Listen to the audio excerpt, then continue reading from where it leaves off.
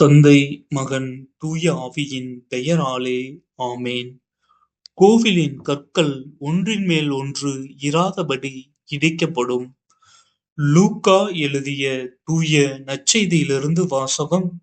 அதிகாரம் 21, இறை வசனங்கள் 5 முதல் 11 முடிய. அக்காலத்தில் கோவிலைப் பற்றி சிலர் பேசிக் கொண்டிருந்தனர். கவின்மிகு கற்களாலும் நேர்ச்சை பொருட்களாலும் கோவில் அழகுபடுத்தப்பட்டிருக்கின்றது என்று சிலர் பேசிக் கொண்டிருந்தனர். இயேசு, இவற்றையெல்லாம் பார்க்கிறீர்கள் அல்லவா?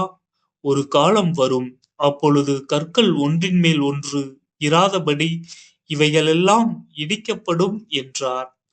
அவர்கள் இயேசுவிடம், போதகரே, நீர் கூறியவர் இப்பொழுது நிகழும், இவை நிகழப்போகும் காலத்திற்கான அறிகுறிகள் என்ன என்று கேட்டார்கள். அதற்கு அவர், நீங்கள் ஏமாறாதவாறு பார்த்து கொள்ளுங்கள்.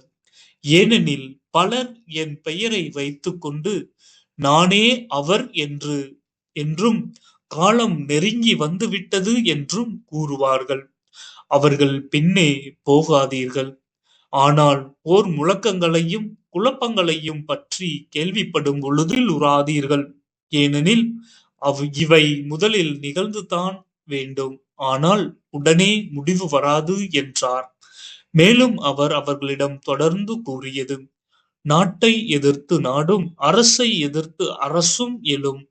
பெரிய நிலநடுக்கங்களும் பல இடங்களில் பஞ்சமும் கொள்ளை நோய்களும் ஏற்படும். அச்சுறுத்தக்கூடிய பெரிய அடையாளங்களும் வானில் தோன்றும்.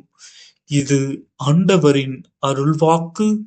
இறைவா, உமக்கு நன்றி.